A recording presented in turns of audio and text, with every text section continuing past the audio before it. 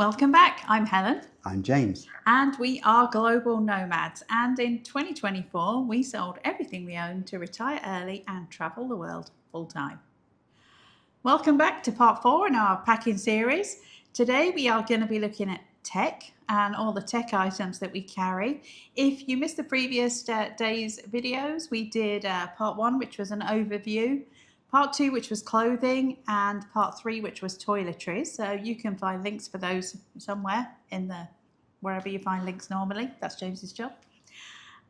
So today is going to be all about tech and all the tech things that we carry and all those gadgets that we have to bring along with us now.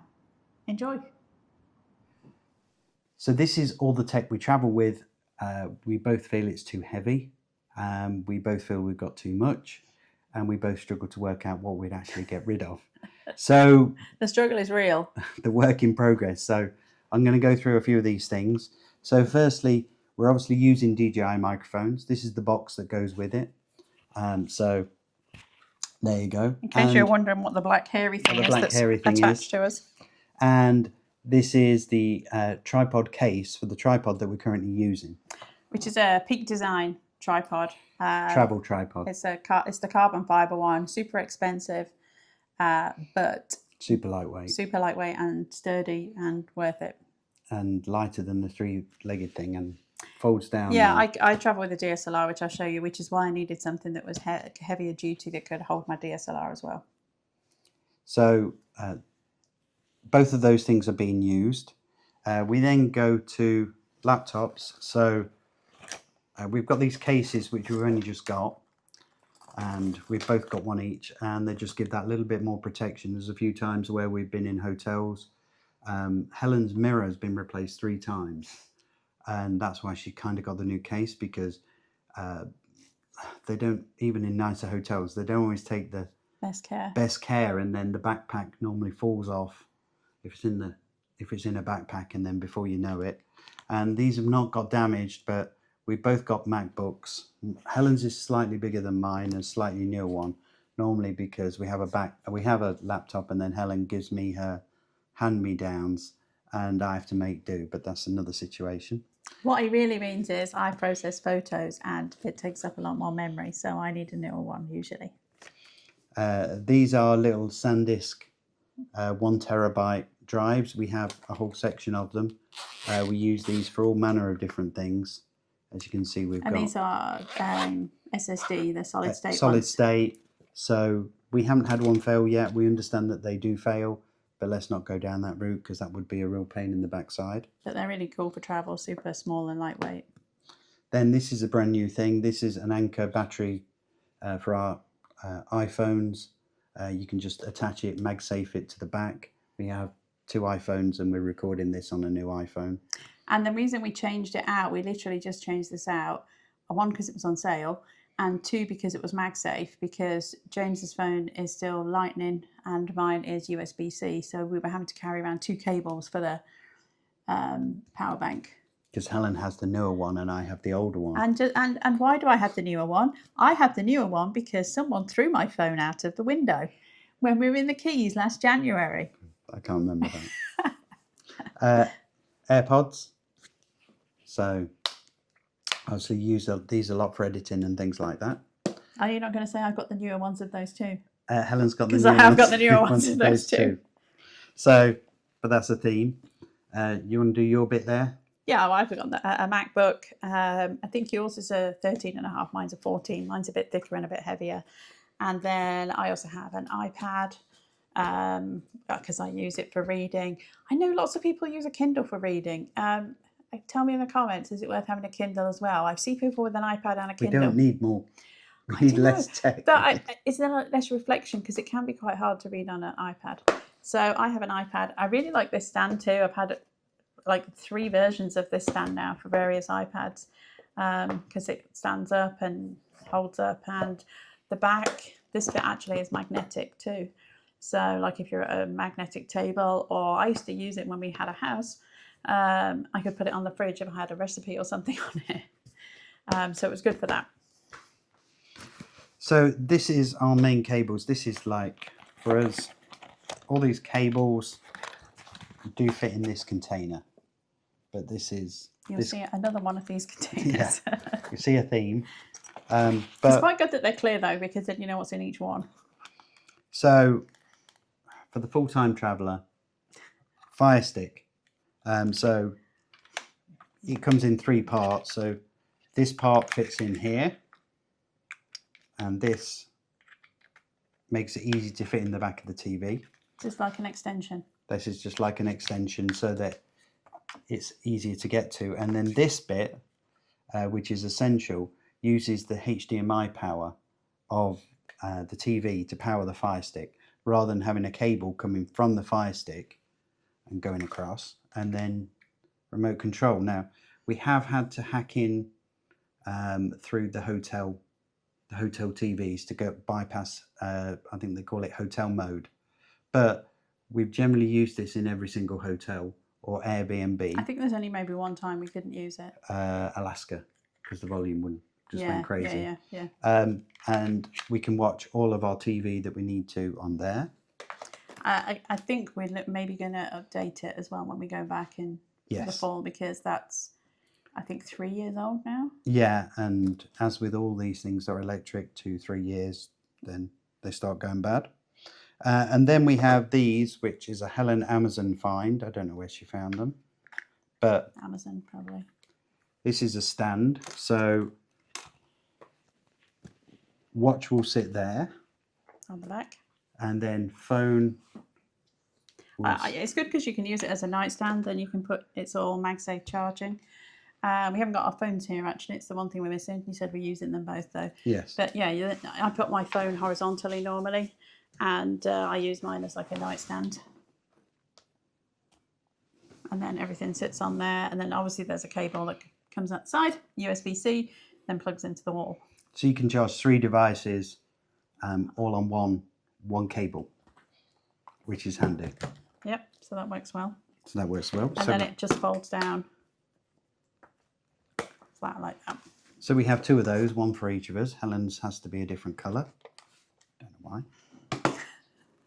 Then this is a Anchor PowerPoint. So we have 3 USB-Cs and 1 USB-A, and these are really these power really quickly. Now Helen has, or we have 2 of these. These are going to go. These are just standard Apple ones, which are USB-C, and they don't power anywhere near as quickly as this. So the idea would be, and we picked this up from, I think it was the Retirement Travellers. Mm-hmm. So we have, and one of these broke, we have the extension that goes into the wall. The converter. The converter for the right adapter, cable. Whatever you want to call it. And then these are obviously American plugs. A lot of places you can just plug these in without these, but then you plug this into the wall, and this will give you, which is useful if, especially in Airbnbs, or if you're in an older hotel where there's not a power outlet each side of the bed, or like a cruise ship as well. We've used these on cruise ships, by the way, with no problem. So you would then plug that into the wall if you need to, that into the adapter. The anchor would go in there, and then you could run a USB-A and 3 USB-Cs. If you really want to, you could use this and have 2 anchors. So that's 4, another anchor here, 8. Then you've got 3 more there, and then you've got 2 plugs on the side. I think you can actually power 19 devices if you really want to out of this one, which is, even we don't have 19 devices. So we generally need 1 anchor, 1 of these each, and 1 of these, or a version of, because I don't think they make these anymore. I don't think they make this one anymore, yeah. And that's what we need. And then you then need the cables. So we have an extra long cable. So if Helen needs to read her iPad in bed because she forgot to charge it. Or if you're just somewhere, like I say, where there's no plug close by, it's useful to have I think this is a 10 feet. 10 feet one, yeah. That it's useful to have at least one super long one. Now we've still got some USB-As, because some places, obviously, like this is a USB-A which we could use, but like if we try and plug it into a car, then they're USB-As. Also, we have some lightning leads because my phone is still Lightning and Helen wouldn't let me upgrade it because apparently I'm not that important. So eventually, probably in October, if I'm a good boy, then we might have new iPhones, and then we could drop the Lightning, because obviously it's kind of, if everything's A's and C's, then that's going to mean less cables. But at the minute we've got A's and C's and Lightning, and that leaves a lot of cables. But we do need A's and C's. And we also use these, which Yes. are wire ties, cable ties, and they work really well. We did try the Velcro ones initially, but they got stuck on everything. They stick to each other. Got stuck on everything. They were a pain. These work much better. Yeah, so they do that. Amazon. Shocker. And then this is the lead. This one here is the lead to plug in. So you can plug that directly into your laptop. And you need to use the lead that comes with it. And one of these is actually the lead to charge my mirror. I think it might be this shorter one, because only the one that came with it works. I guess this is some sort of made in China thing, that because we did try a different one and only the one that came with it is the only one that works with it. So that is all of this electrics. And now... So I am into photography, so probably for a lot of you this will not be important, but I carry a DSLR in here. Believe me, this is way pared down to how I used to travel and photograph. This is just, again, a cheap Amazon sling bag. This was about the smallest one I could find, and this just sits in the backpack like this. But in here I have got my Peak Design camera strap, a spare battery and charger, a blower for cleaning cloth, a little go-to instruction book, and this is the Nikon that I use. I've always used Nikon. This is a Z7 II, and this lens is 28-400. It's not the fastest lens if you know about photography. Back in the States in storage, I've got my nice Nikon Trilogy 2.8 lenses, but they're too big and heavy to carry. This works really well for travel, I have to say. It's not as sharp as the 2.8, it's not as fast, you know, it's not as good in low light, all of those things. But there's always a compromise. And this is, I mean, it's relatively lightweight in terms of photography gear. I think the body and the lens together are about £5. So it's about 2 kilos, no, more than that. Yeah, 2 kilos, maybe a bit more than 2 kilos. I actually switched only about 2 years ago to mirrorless. Before that I had a D800 that I had for like 10 years, and I still have it actually because it wasn't worth selling it. It's in storage, and I kind of like keeping old cameras. And this is probably about 2/3 the size of the old DSLR, so it's definitely much smaller and lighter, but it's still pretty hefty. And then the only other lens I carry is this one, which is a 14-30 wide angle, and it's still an f4. Again, it's not super fast, but it's nice for landscape. And then I've just got some peripheries in here that go with it, like cleaners and a hand on the hand strap and that kind of stuff. Oh, and some pills, because I seem to have pills everywhere. I always carry painkillers with me everywhere. Is that an age thing? There's some everywhere. No, it's a Helen thing. So this is a Ben's photo bag. There's a little thing on the bottom you can attach the tripod to as well with these straps. And there's another pocket in the back. There's some pockets inside, and there's a zip pocket in the top. It's actually a really good bag. It's very similar to the Peak Design version, but it's ever so slightly bigger, and it was about 1/3 of the price. I think this was about $60 or something. But yeah, there's another, oh, and a hair tie. I always have them everywhere as well. So there's another bag in the back. And I also carry a filter. This is a 9-stop grab filter. So if you want to take photos of waterfalls, anything that's a long exposure. And then my little think tank card wallet with my spare cards in. And this takes the XQ cards, whatever they're called, the new ones.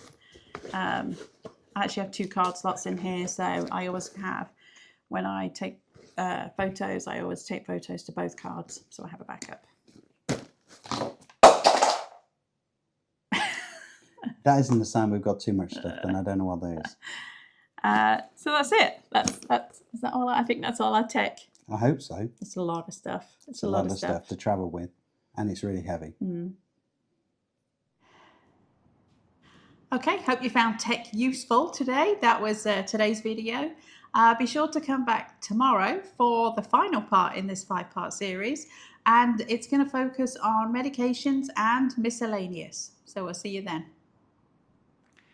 Please like, subscribe, and hit that notification bell. And remember, you're here for a good time, not for a long time. Pack accordingly, and we'll see you in the next one.